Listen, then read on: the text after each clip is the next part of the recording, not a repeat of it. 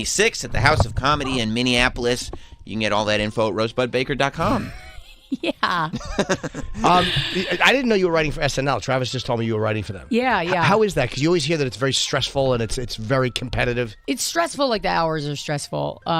It's like I don't find it to be that stressful of a job outside of just like the hours. Right.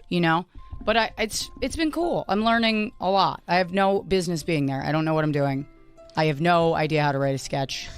What are the hours? 9 to all 5. the time.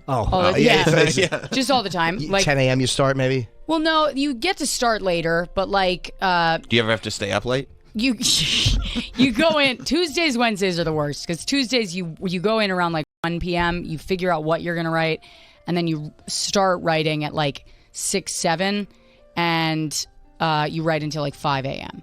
Oh, and then, wow. Yeah, and then you have to wake up at like 9 and do rewrites, like check everything and send it all in. There's people there that late though. You're not alone at 4 o'clock in the morning or 3 o'clock in the morning. No, it's all the writers. It's like just all the writers are there, but we're all like holed up. Some of us are writing together. Some of us are writing on our own. It's like the weirdest situation because the next day you're just completely out of your mind, tired. By the third week, I'm always like my teeth are gonna fall out. My voice is always gone because I'm constantly just chugging caffeine. Yeah. So the imposter syndrome never went away? It's not imposter syndrome. I have no business being there. I see. Yeah. I see. Truly, so this isn't like your brain playing tricks on you. This is understanding reality. I have no problem accepting the check. I just don't know what I'm doing. This is looking up the word imposter and going, yep, fits perfectly. Yeah, this is 100% accurate. I mean, I like it because I feel like with stand-up, I had put out a special and I was getting a little bored with myself and didn't know what I was going to talk about next. So this is kind of like a perfect thing where I get to figure out something else. You know, like I get to kind of focus on this and figure out what I'm doing wrong. And finally, by the end of, I got in early March, and by May, it was the first time I'd watched one of my sketches go up and be like, oh, I know what I did wrong.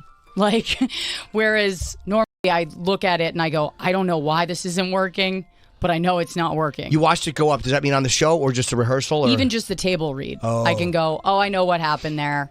I got. That's good. I mean, that shows growth, right? When you know how to fix something you did wrong, that's a big deal. I don't even know if I know how to fix it yet. Okay, you can just identify. But I know exactly what went wrong. Like what did you do wrong? So like I had written this sketch, gay or nice, right?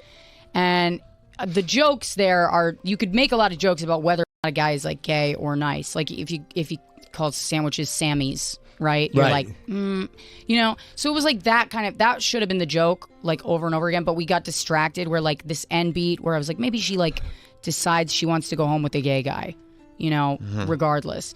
That could have been like an end beat to get out of the sketch. We got distracted. I was like, Alex, go. You write the first draft. I'll do a second pass.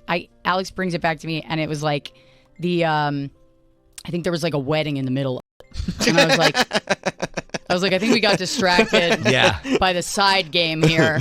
And missed so the point, I think. Yeah. So I was like, well, it's too late to like rewrite this and to do, but I was like, we'll cut this down in the middle and then maybe it'll just be like a fun middle beat. But it was still too much. And so we watched it and we were both like, we got distracted. We started having too much fun on the side and then like forgot about the main joke. Yeah, like we're not thinking about the show anymore. We're just having a good time and making each other laugh. Which is what happens a lot. You'll be like, oh, this one joke is funny. I'm just going to see where this goes. Yeah. And then you've lost the sketch. You should have ended it with something like when someone looks to camera and goes, but all kidding aside, folks, Adam and Eve, not Adam and Steve. Folks, we like to laugh, but marriage is between a man and a woman. Miley Cyrus coming up. Let's get the Jews out of the banks. So how much writing do you guys do that never makes it on the air? Like, is it a lot? Or have you figured out when a bad idea is a bad idea pretty quickly? I feel like now I can figure out. It's always a surprise, That's fun. Yeah, like sometimes you think something's gonna go great, and then they have. That's the thing about it is it's in front of a live audience, so you don't really think about that. So if you have had stuff that like. You're like, yeah, this is it. This is the... And not only is this good, this is the one that people are going to be like, oh, shit, you wrote that? And then it goes in front of dress rehearsal, and you're like, oh, no. I'm never like, oh, people are going to be like, you Right. wrote that? If anything, I'm like, please don't look. You know what I mean? But there's definitely ones where I'm like, oh, this is absolutely going to crush. And just doesn't. Have you had any bomb? Have you had Doesn't. any bomb in the table read? Oh, yeah. Nothing but bombs at the table read. Only bombs. For the most part, like the first couple weeks, I was like, this is the worst thing I've ever, because there's 9 pages left. Oh, and you know it, yeah. You want to It just be bombs like, you want to at the just stand up and be beginning. like, skip it. You can just skip next one. You know what I mean? You see Lauren like checking how many pages it is, like right in front of you, and you're like, fuck. And you realize it's like, oh no, if you didn't laugh at this joke the first time, it's just that. That's what's so painful. It's like every one of us wants to have like a skip button where we're like, just move on. It's fine. But Why we don't they? can't. Because they only pick, of all the things you write that night, they pick like 36, 38 for the table read. And then you read through all of those that day. And then they pick the show that day. So everything that you pick on, that like Lorne and them pick on Wednesday goes to dress. And so you have to read through every sketch just to see, like, you know, we're going to do rewrites. Is there something here where we could do rewrites and make it work for the show? Okay, sure. But when it's a pass, like when something is like clearly a pass, is it quick? Like, is it quick and painless? Like, is it just like, no, moving on, next one? Or is it like, no, let's try to see... No, sometimes there's something, they'll be like, there's something for this, because it is like a variety show. Sure. So you think about like the stuff that has like a wild costume, or maybe there's like a dance number in the middle of it. And so the show as a whole like would benefit from having something like that, so it's not all one note. Right. You know? Yeah. So it depends, I think. I mean, I know nothing. By the way, I feel like a fucking moron because I like just got there. I don't really know the show as Just well your as experiences, yeah. Yeah, but that's sort of what I'm picking up on so far. It seems terrifying. Yeah, seems was terrifying. it an intimidating thing when they were like, yeah, you got the you got the No, job? I was so happy. I don't have to go on the road. I was like, oh my God, thank you. I'll stay up 72 hours in a row to not get on a fucking plane right now. Like, that's how it felt, because I had all these road dates coming up and no idea what I wanted to talk about and no real interest in myself, and was like, I just want something to like stay home and do. Right. So I wasn't that intimidated when I finally got there. I was like, oh no.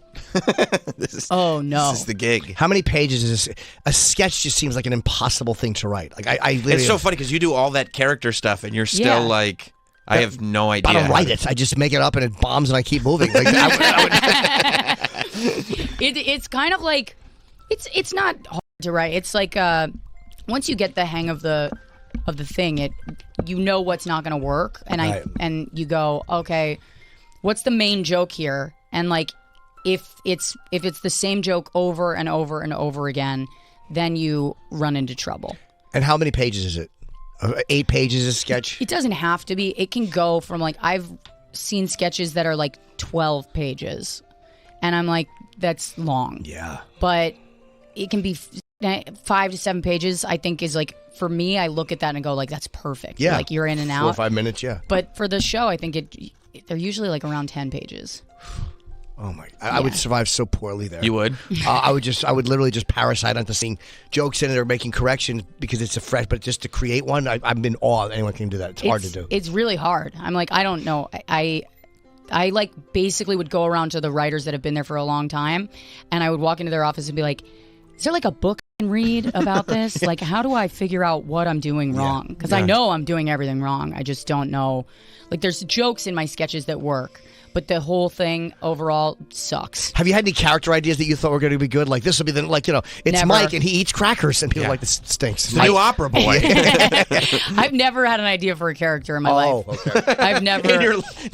Never. In your entire life. In my life. Yeah. My brain doesn't go to that. But the cast members do. They come up and they have ideas for characters, and then you build a sketch around that character. So they'll be like, here's the character, and you're like, where would that be funny? You know, like, where's the funny? That seems scary too, though, because I feel like I would try to write a sketch for this character, and I'd be like, here's my idea, and they'd go, Yeah, you don't understand the character at all. That's not this character would never do any Well, of that. they're in the room with you. Oh, okay. So you're not writing going it, back to them and you're like, it's this cool. This is like a fun thing. It's so fucking dorky. But like, you have your computer screen, then they have a TV on the wall behind you. Mm-hmm. So you'll be typing with the other writers while the writers are looking at the TV screen. So they're seeing you type, and they'll be like, oh, and then write this, and then go back, and then so you feel like you're really making like a painting together or something. It's like a cool. Oh, they'll see your screen on it, so it's easy. They don't have to stand over your shoulder and watch you type. They're not over your shoulder. They're sitting on the couch next to you, and they're looking at the TV screen while you're typing. And then, Jim, is that a porn tab? Oh yeah, That looks like a collie. Forget it. Like writing for not that writing for Colin or Michael Che, they're doing the weekend updates easy, but it seems like more traditional joke writing that I would like more. It's more traditional joke writing. So you have like and topical. Yeah. So you have a place to start. It's not just like you have a setup, an built imagination thing. Yeah. Yeah. Yeah. It's kind of cool. I was like getting my stand up was getting fucking depressing. So like being in a place like that where everything's so silly has been good for me. Yeah. You know. Were you like I mean, everybody's a fan, I think, to some extent, but was it like, okay, this is like iconic. This is a big deal. It was cool. Yeah. It was like walking through the hall was like just I didn't really realize until I got there. I was like, there's just like heroes on the wall just being like, you don't deserve to be here. You know what I mean? But it was cool. Who do you think you are? Yeah. It was very it was like that first week I was just like, what the fuck What is your first day like? Like when you walk into this place and you're like, I am now an employee. Like I'm not just taking a tour. I'm supposed to be here. I belong here. I have a little ID badge. Like what do you do the first day you start? You just keep like looking down at your badge and being like, oh, cool. And then looking around your office and being like, so what do I do? And they're like, figure it out. And you're like, just start looking at your badge again. Everybody's very nice. Like they come up and they go like, I remember my first week, everyone kept coming in and being like, are you okay? And I was like, yeah, I'm good. People keep asking me that. Should I not be okay? And then I realized they were asking that because that's the only time that they're gonna. You know, like they're going to be like, are you okay? First week. And then after that, it's like, figure it out. Yeah. Nobody has time to like take care of you. Right. A month in, you're like, guys, I don't know if you were going to check, but I'm definitely not okay. I don't know if anybody can help now. I mean, they would, but like, it's very much like New York rush hour energy, where it's like, if there's a problem, you need to go to somebody yourself. Nobody's gonna like stop and be like, you seem like you're you're going through something, you know? That's for the benefit of the show, because you're making the show in a week, right? Like, you write the show in one night. Well, yeah. Plus, like, you don't have necessarily time to be, because you came in halfway through the season, right? Or did you start at the beginning of the season? No, I came in halfway through the season. I was like, so it's like the wheels are already moving. Yeah. It's like, come on, you got to come in and start writing episodes with us. Yeah. Immediately. Yeah. Which is amazing, because they're going to start a new season, and you're going to be like a tenured. You're not going to be the new kid anymore. I definitely not going to be tenured, but I mean, like a new person would come in and go like, oh, you're somebody who's been right. here. It feels like, okay, at least I got my sea legs a little bit. Right, and you're going to be like, no, I'm also a new person. I have no idea. Yeah. And then producing your shit is different too. Like you get this bird's eye view of like how is this going to get made, but how is it going to look? Right. Where are people going to stand?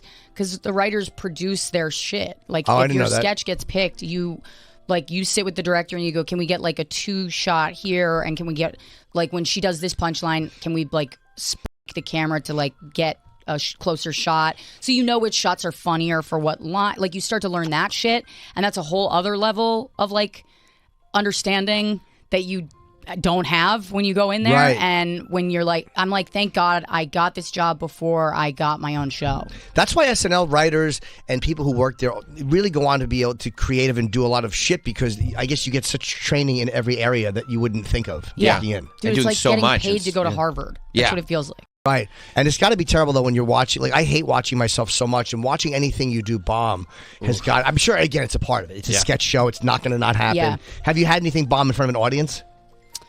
I've had like pre-tapes where I was like, it didn't do what I wanted it to do. Is it humiliating, or is everybody so used to it no one cares? Like it's like I would walk around. No, it's humiliating every time. It's humiliating every fucking time. It is. It's so Never bad. gets better.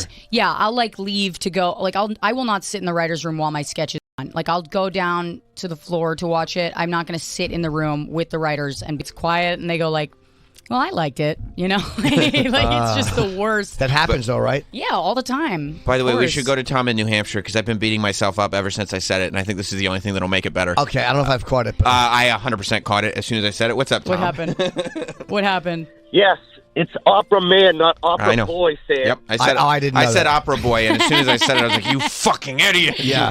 Thank God Tom was here to point it out. I didn't know the character. Opera Man, It's played by Opera Adam Man, Sandler, not Opera Boy. who Opera also Boy. was the Water Boy, and clearly, Yeah, I understand you made the mistake. I made a mistake. Opera Man. I made a mistake. Yeah. I feel like we can get past it. Yeah. now, Yeah.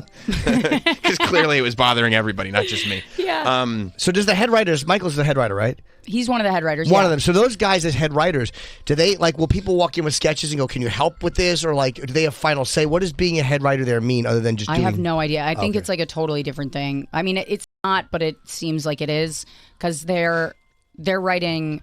They're the most experienced there, so there's that. So they're writing the majority of the show is like head writers. They're doing a lot more, and you can work on something with a head writer to get their guidance and stuff. But I truly don't know what it is. But they go over sketches and everything. It's not just their own... They're in every meeting, you know what I mean? They're like, it's more than just the Yeah. writing. Like they're in the meetings, they're talking about the show and what it should look like and what, they're in the meetings with Lorne.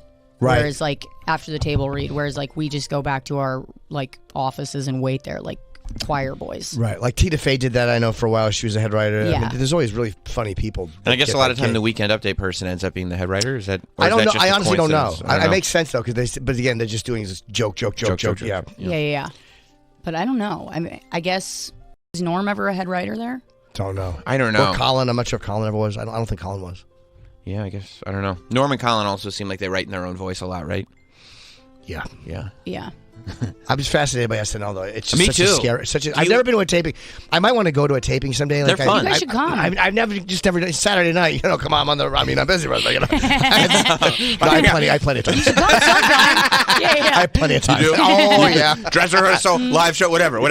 Yeah. In 2007, I had no time. Now, plenty of time. I'm free. Can I go twice in a row? Yeah, but I've never seen it live, and I think I would like to once just go to a taping and watch it happen. It terrifies me. The sketches are so scary because you're committed when you're in it. If Yeah. you're buying it as a stand-up, if you're fucking eating shit, you can maneuver and address it and break the fourth wall. Yeah, you can say something. Yeah. But it's also like it's not you that's up there, so like it's your fault. Like if they're bombing, it's your fault. Like and they're stuck there. It depends on who it was. Like if I was writing for SNL and Bob Kelly was a cast member, all I would do is try to set him up to fail. Oh, Bob, yeah. trust me, this is gonna work. Dude, no one's gonna laugh if I do that. Bob, trust me, it's good stuff. Well, when it's your friends bombing, it's like it's great. It's great. But when it's somebody you just met and it's like you just started working with them, you're like, oh fuck. Or the They guest hate host. me. Who's Yeah. your first guest host? First guest host, Mulaney was Oh, the all first right. one when I was there. Yeah, At least it's a Which comic was and he wrote there kind of and a you know free him. week. You Yeah. kind of, he knows what he's doing. So you're like, great. All the writers kind of sit back when it's like a comic hosting or like somebody who used to work there. Yeah. You're like, all right, they got their own. Sometimes they bring in writers that they used to write with, and they'll just you get to kind of kick back. Oh, they bring guys in. Yeah. Oh. Did you have anything on that you really liked? That's you an did? appropriate question. Did I have anything on that I really liked? Oh, I think you meant clothing. Kidding. I know. I just dressed like a fucking. I look down. I'm like, What were I you don't wearing know. your first day? I worked on this sketch with Punky Johnson. Mm-hmm. Punky was the first cast member that I was kind of drawn to because she's like aggressive and is a stand-up, and we'd worked together on Bill Burr's thing, that show that he did, The Ringers. Okay. Oh yeah. So we already knew each other, and we started writing together, and I was like, this is wild. And she laughs when I say something that she knows isn't going to get on the show. You know what I mean? Yeah. And I'll laugh when she says something that I know is not going to fucking make it to air. But she and I work with this kid, Ben Silva, he's from Harvard Lampoon. So he'll be in the middle and he'll be like, you guys, you can't do that. And he also really understands sketch structure. He's so smart. He does. So he'll like fucking, he can kind of streamline the things that we're doing together. And the three of us together, we created like rap video that Punky wrote the rap. We wrote the sketch around it. about a jealous girlfriend who's like, inner voice is telling her to like every time the guy leaves the apartment, the Punky, who's the inner voice, tells this girl to like smash the TV or like, so she's just taking a baseball bat to like the TVs and like the fucking Xbox and just breaking shit every time he leaves. And he keeps walking in being like, well, this can't keep happening. You know, so that was like a fun one. Yeah. That was a pre-tape that we did.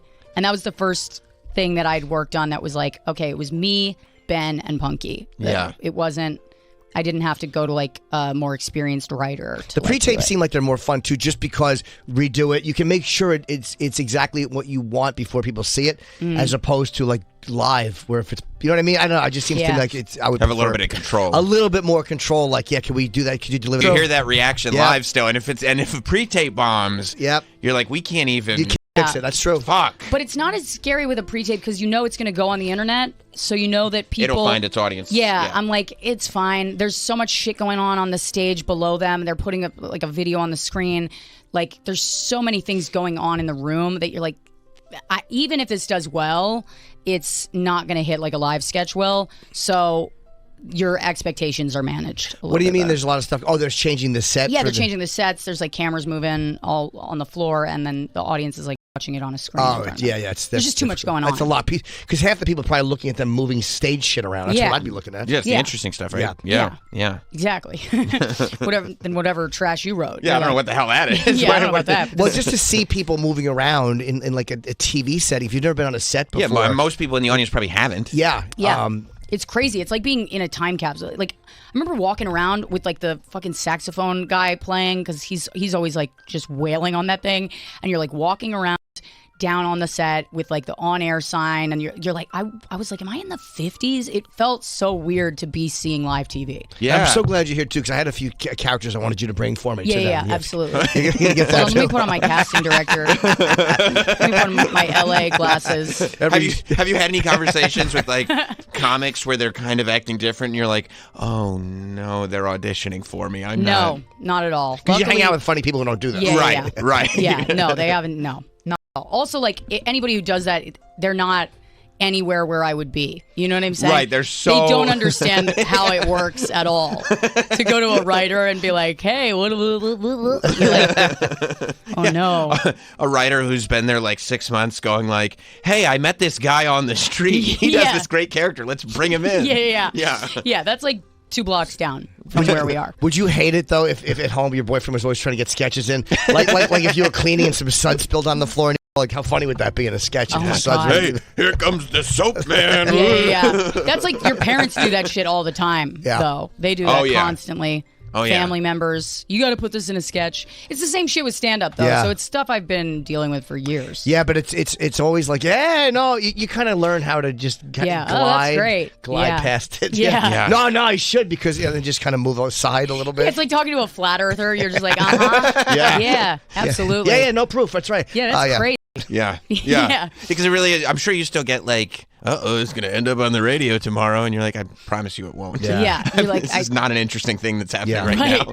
I also I feel like that's how I've gotten with everyone now. I've just sort of gotten into this place of I've just been beaten into submission. Yeah. Just in just conversational. Absolutely. Yeah, you're so right. Nailed it. And I don't because I don't care. It's a lack of interest in engaging. Yeah. I don't want to engage, and I might not even know what the fuck's going on, to be honest. It'd be the most important thing that's happening in the news, and I don't know what's happening because I can't turn on my TV. I just don't.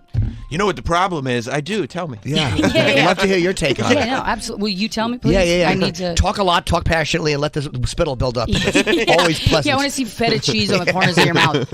Fucking disgusting. Isn't it the worst when someone thinks they're hitting home runs and you just can't stop looking at it? Yeah, it's just 2 fucking cobwebs in the corners of the mouth. Yeah, because it smells sour. You just think about their dentist. Yeah. You just take a moment of silence for that guy. Because it's not a one-time thing. You're like, this isn't the first time that's happened to this individual. No. This is a daily occurrence for him. Of course. This is what he thinks public behavior is. Yeah. It will make me hate somebody.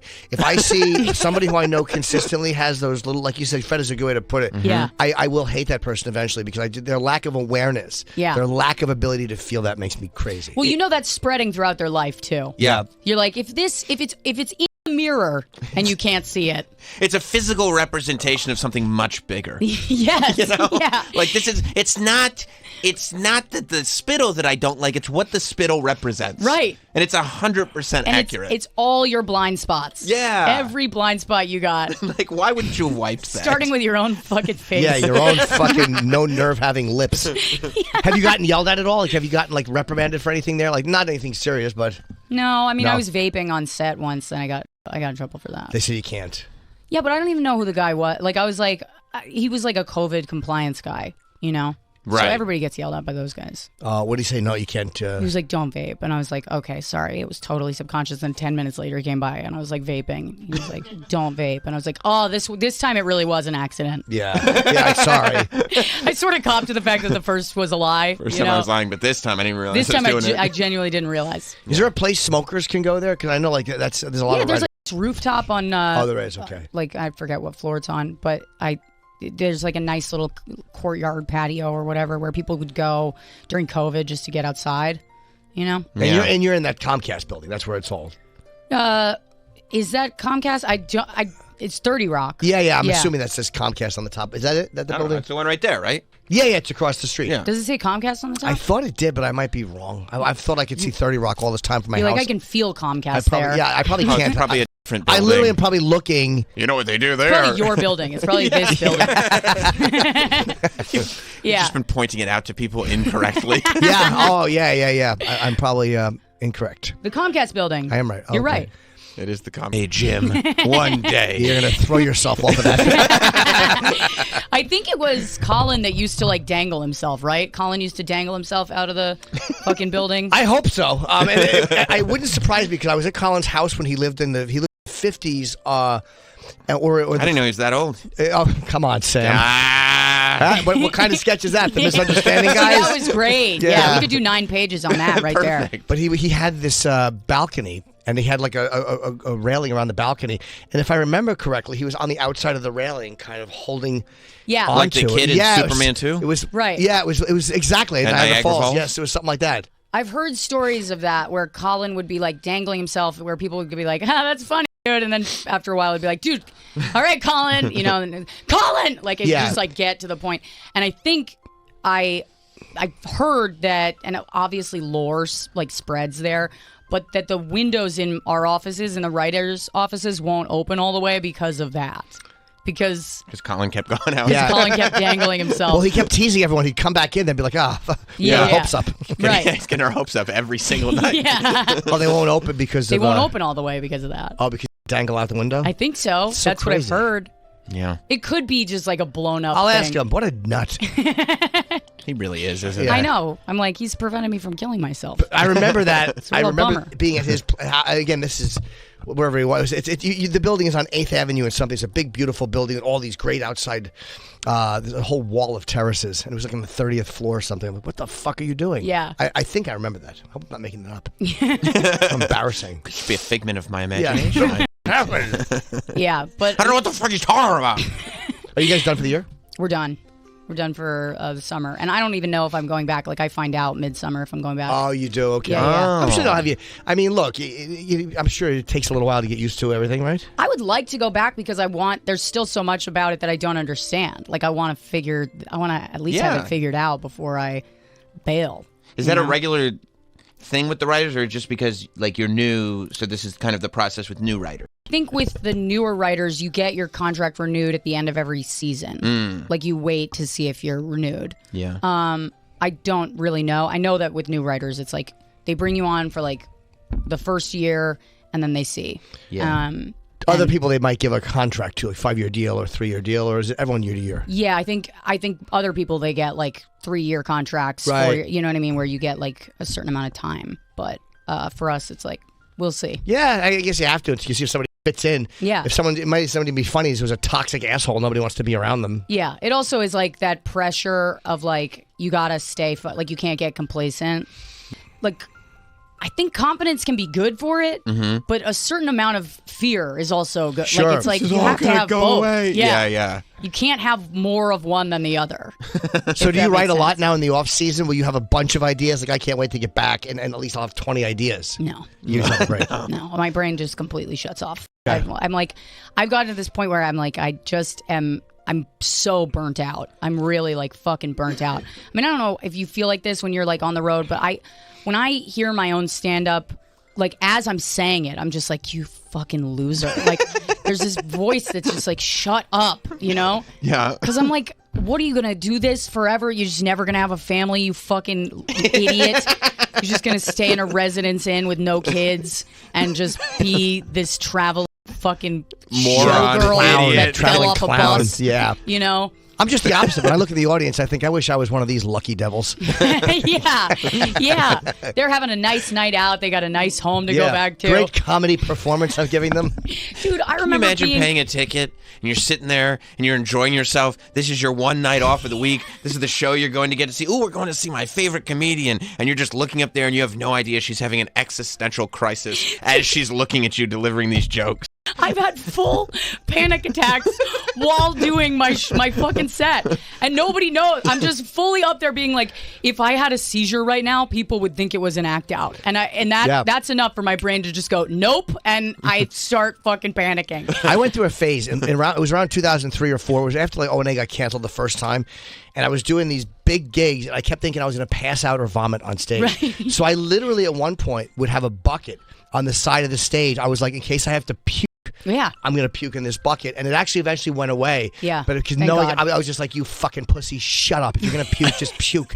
Just shut up and do it. Talk until you fucking pass out. Yeah. But I remember being Talk until you pass I was in a theater in Boston, and I remember I was standing there holding onto a stool because I was getting lightheaded and dizzy. And I'm like, I'm going to pass out. It's these weird panic things. I was panic. You're going to look like Wendy Williams. Yeah. Your fucking act. With your dumb Statue of Liberty outfit. Yeah, it's humiliating. That's the worst part about that video. I was like, did she have to be in a fucking costume? It had to be Halloween. I know. You know, like of all days. So brutal. You guys back in September? I'm back. Yeah, if I go back, it's September. I think mid-September is when they start again. So you're just going to do gigs now all summer and just kind of relax? Yeah, I'm doing gigs all summer. Well, not relax at all. Just sit there doing gigs you and can do hating gigs yourself. in panic. Yeah, do gigs in panic. Pretty much. Just hate yourself. Pretty much. But all here's what I'm summer. doing. Here's what I am doing is like, so I have this gig in Tempe in like in 2 weeks or something in June, and top of June, and I'm bringing my best friend who's in LA, Blair Saki, who's like opening for him, nice hotel. Yeah. And the two of us are gonna like chill by the pool,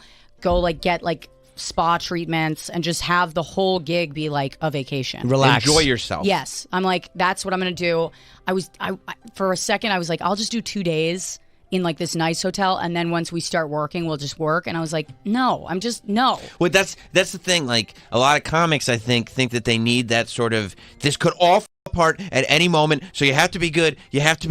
But that also leads to never enjoying anything. Yeah, I'm like, why the fuck did I? Like you can never go reward into this? yourself. Yeah. Because you think that it's all going to fall apart. Yeah. So the minute you go, you know what? I deserve a reward. That's when God's going to be like, you idiot. You talk on stage for a living and you think you need a reward? Fuck you. It's all gone. Yeah. I mean, it's like part of me is like sad that I'm not going to make money on the gig, but I'm like, I don't need to make money on this gig. Right. I've made money. I've made enough money this year. I can fucking vacation. I can do the thing that people work for. I've stood on a bed nude in the Four Seasons with my arms out just saying, fruits of my labor. But it does feel good, though. Like, I will do that, too. Like, you stay in a little bit of a better place. After a certain age, like when you're doing it for X amount of years, you're like, all right, I do save, I pay my mortgage, but I also, if this is a huge part of the job, right, it's technically a tax write-off anyway. It's like... You don't have to justify stuff either. Like you could go like, you know what? I've done a lot of good work. Yeah. I can reward myself. Like good in quotes, but still, yeah. Yeah. Well, I've done a lot of work. Yeah. But like, yeah, like after SNL's done and you wrote on Michael Che's show, which is coming out now on HBO. Yeah. So it's like you've got all this stuff. You're like, I did this. Yeah. I did it. Yeah. You should be entitled to like at least take a breath. Yeah, I feel like you've accomplished something. I'm getting close to 40. You know what I mean? I'm like, this is a job for people who are like, I should have been doing this shit when I was like 29. It would have been perfect. If I was 29, having to work this much, it would have been fucking amazing, you know? But I'm like, I started comedy when I turned 29. So like, I'm just like, fuck. I'm like, fuck. I'm too tired to like enjoy everything that I've done. But you know what? You know what's good though? Writing on SNL and writing on Che's show and doing the thing with Letterman the Netflix festival. Yeah. Like, those are all things that, like, normie people, like people outside of comedy would be like, oh, that's an accomplishment. Yeah. So, like, you can go to a thing with family or a thing with people from outside of comedy. And go. And you've now got stuff that they would get is an accomplishment. Yeah. I feel like that's a step up the ladder. It is, yeah. It's definitely, it's like a moment where I've definitely taken a couple moments this year where I've been like, okay, this is fucking really cool. That's a thing. Yeah. Yeah. Yeah. What did you do before stand-up? And then I quit acting because I was like, this is a humiliating just career. Yeah. Right. And last thing you'd want to do is something where you hated yourself the whole time. yeah, right? That'd be the worst. I was like, I'm going to be a dog trainer or a social worker. And then I think within the time that I had decided, I had spent like a year sort of deciding what my next move was going to be. And I had a friend who was like, you should try stand-up. You know, he was a stand-up. And he was like, you should try it. Just try it. And I did. I tried it. And I was like, that's cool. I like doing this, you know, and while I'm figuring out what I'm going to do for my career, I'll just keep going to like open mics and have a fun time. And then like 4 years later, I was like, I got this Montreal audition, and then there were like cameras at the Montreal audition, and they wanted to do a documentary about comics China. So I got a manager out of that, and then it was like, oh, this thing that I started just to have fun with, like became the thing. Yeah. So it was all an accident. Yeah, but it's good though, because maybe you went into it more relaxed, or you might have went into it with like a better attitude than you would have if you were like, okay, now here it is. That's just too much stress. Yeah. I mean, a part of me was like that because I was like, that you're too old to like change careers, you know, which is like insane. Looking back, I'm like, that's a crazy thought. Right. And I don't know where it came from, but it was like, I did feel a little bit of that pressure, but I had fun. Like it was always fun. You know, comedy's... Well, 29 is like that first like life crisis, right? Like that's when you realize like, no, I'm like a grown up. I have to figure out who I am and what I'm doing and everything. Yeah. And then, once you get past that, you realize like, oh, I still had years. Especially for our generation, right? Because our parents were like, they were, I don't know, my mom had me when she was 27. They had a house. Like they owned a house. Yeah. Like there's a comparison there that doesn't work because the generations are just different. But well, and I was raised during a housing crisis. You know what I mean? It's like millennials have this weird comparison issue. Yeah. Our parents had like everything figured out by the time they were 30. And we were like, it was 9/11, the housing crisis, a fucking pandemic, like everything economically, there could not be a worse cocktail of and then, shit. And then, you know, we're also the first generation that when we like poke our head up and go like, I think the world's falling apart around us as we were being raised. Everybody's like, "Well, you want a participation trophy? Yeah, you millennials suck." We're like, "Sorry." Like, cool, sorry. Yeah, we just have no self-esteem as a generation. Yeah, that's all right. I mean, I'm older and I have none either, so that's true. I'm also garbage. Yeah. Kind of nice realizing that. Yeah, but as I'm sure you know too, with millennials, like the thing that was great, the only time it gets satisfying is when Gen Z starts to pop up and we can start going, oh man, these guys suck. Fucking idiots. These guys are morons. Yeah. And that's when the perspective comes where I'm like, my generation sucked too. Like I don't my generation was pussies. Like I love hearing like, these young people from war. Yeah. And, you know, and fuck the World War II generation. They were shit too. They were garbage. Yes. None of them are Vikings. I'm so sick of every generation being looked at like they were these. They used to be. Yeah. They were shit too. Right. Yeah, I guess you're like Gen X, right? I don't know. Yeah, where. 68. X, so I'm not sure. Like probably the cusp of Gen X. Maybe, yeah. Yeah. I'm not sure. Every generation has been awful. I'm a millennial. I'm wearing a hoodie. Right. Yeah. I'm Gen Z, so you know everybody also tries to like sneak into the generation younger. Right. Yeah. No, I don't know, like, man. I'm kind of on the cusp. Yeah. Yeah. So you're gonna go out and do gigs. It's good to enjoy it because then you won't dread going on the road. Like when you like the hotel and you're like, I'm gonna eat in nice places and hang with my friend. Like, it makes going on the road a lot easier. And the money you're spending is not like you're not even gonna notice it. Like as long as you're not blowing your whole check. Yeah, it's fine. Well, I am. Oh, you are? Okay. Yeah. But I also don't care. I'm like, I'll blow it. I don't give a shit. But also like I want to have fun. You want to enjoy it, Yeah. People go on vacation, so the fact that yours is funded by a gig, is you're still ahead of the game. Yeah, I'm still making money on my vacation. You could spend money that you've earned already on a vacation. That would be okay. See, this is where the rationalization comes in. You start to go, well, I'm making money. You know, I'm spending it all, but it's fine. It's But no, I've done that. It enables you to go places where you're like, you know what? I'll fund half the vacation. Even if you spend the whole check, I'll fund half of it from this gig or whatever it is. It makes it a little easier. I know. Have you noticed everybody's going to like Italy now? They're all going to Europe, or is that just? I'm seeing people start going to Europe like that didn't go during the pandemic. Right. And I'm like, fuck! I should have planned a European vacation this summer. I'm going to Jim Thorpe, Pennsylvania, and Delaware. my big trips, my big treat myself trips. Right, Delaware. Yeah. Just yeah. Even saying it makes you a little never bit a sad. fun place. Yeah. It's never a fun place. I mean, stayed in a their hotel. greatest export is Ian Fidance. Yes. It's a terrible place. Yeah, and he brags about Joe Biden. I saw him once. Shut up, Ian. Oh my God! Have you seen Ian's girlfriend? She's gorgeous. Yeah. She's a fox. Yeah, she's very pretty. Yeah. I wonder what happened.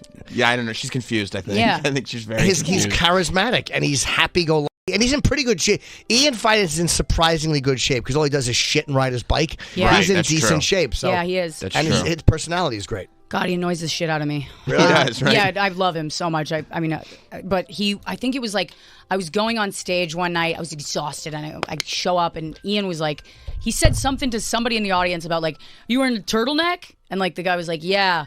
And Ian goes, I fucking love turtlenecks, dude. I love turtlenecks. It's fucking awesome. And I was like, I hate you. I want to put a gun in my mouth right now. Like, this is awful. Yeah. Sorry to bring up guns. I know No, you guys please. have been had quite a morning. That's okay. That's talking all. about That's that. what I think of doing with him every time I see one. Yeah, that would taste delicious. I know, yeah. I'm hungry. Yeah.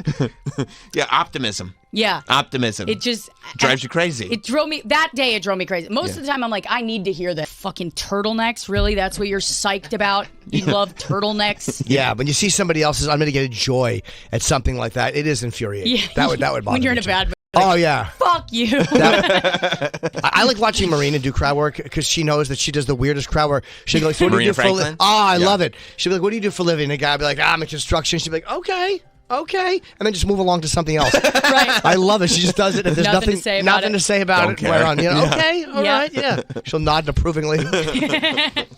That's all right. Good for you. Keep it going. Yeah, just like a little positive affirmation. Yeah. But I know she hates them. That's the fun part. Yeah. Like, I know her. Yeah, I know her well. Like, Yeah. I know that she's zero interest in the person. Yeah. So why are you asking? You don't give a fuck.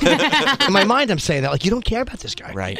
I noticed I stopped doing crowd work after the pandemic. I just like, I used to do it all the time. And now I just don't. You just can't feign interest. Yeah. Yeah. Yeah. I go, I'll do it occasionally, like if I want clips, like you know what I mean, like when you're Yeah. doing time, like I'll get a couple of clips out of this, maybe just to do some crowd work. You don't have to burn the material, and I Yeah. get so bored. I love your clips, Jim. Oh, I really, thank you. Your clips crack me up. They're always like something's gone horribly wrong. You know what I mean? And it's just like, that's why I'm going to watch. I'm not going to Thank you. watch to see the joke work out. Right. Yeah. You know? Well, that's why I'm asking you too. Hey, have you ever had a sketch bomb? Like that's all comics want to know. Yeah. You want to know the failures. It's more fun to know that. It's more fun to because it's just that you know the agony. Like somebody getting laughs is great, but I it's like somebody really eating shit. It's not that I want them to bomb, but it's fun to watch. And it's something where you can really relate to that. You can actually relate to that more than like everything's working out, everything's going great. You're Yeah. like, cool.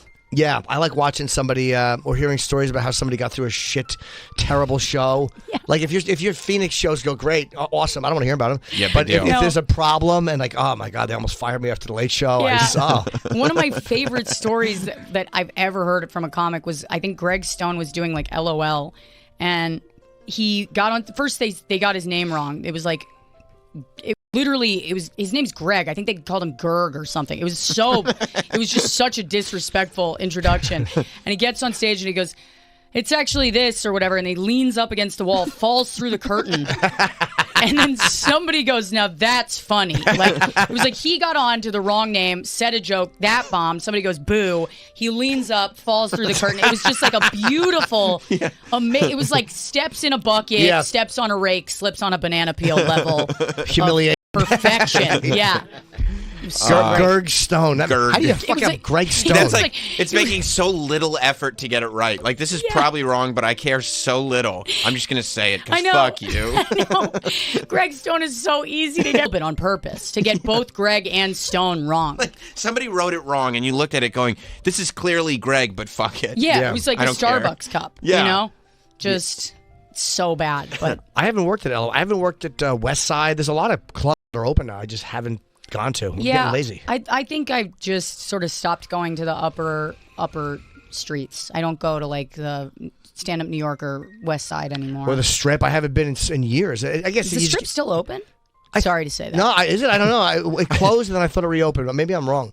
I love that your tolerance has just, like, it just went away with COVID. You're like, I don't go uptown. I don't do crowd work. I don't think I want to do stand-up. No. I just I'm hate such everything. a bummer of a guest. I'm like, Oh God! No, you're it's the best. I can listen to this all day. I know, it's so refreshing. It really does. It feels like, because I think it was Nathan McIntosh got off stage one time at the Cellar, and he looks at me and he goes, "Are we having fun? Are you having fun?" Yeah. And I was like, "I don't know." And he goes, "I don't either." and we both just sat there in silence, just kind of staring into the abyss. Is that him right there? Is that Nathan? Yeah, that's Nathan. Good cause. God, he's so fucking funny. Yeah, he is. He always seems happy on stage too. But you never know. Well, he's like screaming, but he's Canadian, so it comes off, in a nice way. I guess so. Yeah, he is yelling, but maybe the Canadian does kind of nicen it up a little bit. Yeah. It's just energy. Right. Like sometimes you can just get through whatever you're feeling by just, here's some energy. Yeah. Leave me alone. And then Canadians always go like up on the end of their sentences, so it feels nicer. Upbeat. Yes, it does. It feels positive, even though it may not be. Right. Yeah. Okay, the strip is open. McFadden, he had some really funny shit. Brian McFadden, he's changed it to Brian Scott McFadden because the singer, but he had some really funny shit about the Amber Heard trial. Yeah, some great new shit. He was up at the Cellar like a couple days ago, and I didn't watch his set, but I was like, oh fuck, I hate when somebody like you walk in and somebody's doing like a great new topical joke. You're like, oh fuck, right? Damn it, I right. want that one. I'm just going on with like old reliable, just like doing the ones that I know work. But lately, this is the real benefit of working at SNL is like I go do stand up and I feel like it's something I get to do. Right. Like, oh, that's good. It's like I get to do it on my time off now, and and like if I don't get a sketch on that week, I just go down to the Cellar and I'll just fucking do stand up, and I feel like, phew, like this is like a relaxing, comfortable place for me to be. I can just talk and see what the fuck happens. Yeah. It also forces you to write a lot. Like when we did Tough Crowd, because the radio show got canceled, I had that time. It made me a better writer because I had to write all the time for this. And a lot of the jokes weren't good, but it forces you into this weird way of thinking. So your writing for stand-up will be much better a year or 2 years from now just by making yourself do this stuff. Yeah, it feels like that. It feels like I'm sharper than I used to be. Did you interact with Letterman at all when you were doing the Netflix thing? Yeah. What did you do? Yeah, I interviewed. Not miserable. You know what I mean? Like, I loved his talk show, but part of the appeal was that he seemed, and I think he was genuinely miserable. Yeah. And there's something about him now that, like, when you watch his show, it's like I feel like he's finally enjoying what he's doing. Yeah. You know what I mean? He was very, but he still has that like bite, Yes. where he's relatable. Yes, absolutely. And I think he asked me a bunch of questions that I wasn't expecting him to. And I just answered because I had flown out that morning and it was flying back immediately after the show that night. So like I was so exhausted that I just answered everything. Like he was like, I think I was talking about my husband's debt. And he was like, how much debt is he in? And I just gave him the exact number. Like I just fucking answered like he was the government. I truly don't know what I said during the interview. Yeah. But I know there were questions that were asked where I just answered that I shouldn't have. Yeah, it's weird when you do that, right? You're like, why did I give away that information? Yeah, it's like, a public. It's like a huge interview. Like, know, this is not. Was it in front of an audience? Yeah. Oh, that's nice. I did it like it was a podcast. I just started fucking saying shit. Yeah. And hey, can we cut that out? It's like there's like thousands of people here watching. I know. Like, they're right there. I know. And the fucked up thing is the editor, the guy who's editing it, works at SNL, and he was like, "I'm editing your Letterman set," and I was too afraid to even ask. I was like, "What? Don't ask what I said. I just don't even want to know. Just do what you do." Yeah, you don't want to know sometimes. Like, what did I say? That's the one. Yeah. Yeah. You don't want to know. Yeah. I understand. It's coming out on June 7th. Well, the first 3 episodes are coming out on June 7th. Yeah. I don't know where you'll. I should have probably plugged that, huh? Well, I mean, I guess. But that's coming up like next week. It's soon. Idiot. That's all right. You're going to Phoenix. No, I mean, you're not getting a cut of this financially. Right. So. That's true. Yeah. That's true. But we will be able to find out what kind of debt your husband is in. Yeah, So absolutely. I've been Tune curious. that's pretty sick. Tune in. How long was the interview? Don't know. I have no idea. Can't tell Time you. is a vacuum. I don't have no idea. Could not tell you. Gun to my head. Have no idea. Somewhere between 15 minutes and 6 And hours. 7 days. Yeah, I have no clue. Yeah. I have to pee bad. Let's take a single break. I know we're almost done, but I have to pee. I'm not going to make it. We're Yeah. going for an hour. I have. I've been Standing holding. up like. Yeah. I'm like Rocky on my legs. Well, Rosebud Baker is here this Saturday. She'll be at the Biltmore Cabaret in Vancouver as part of the Just for Laughs Comedy Festival. June 2nd through the 4th at the Improv in Tempe, Arizona. June 23rd through the 26th at the House of Comedy in Minneapolis. You can go to rosebudbaker.com for tickets and dates and all that stuff.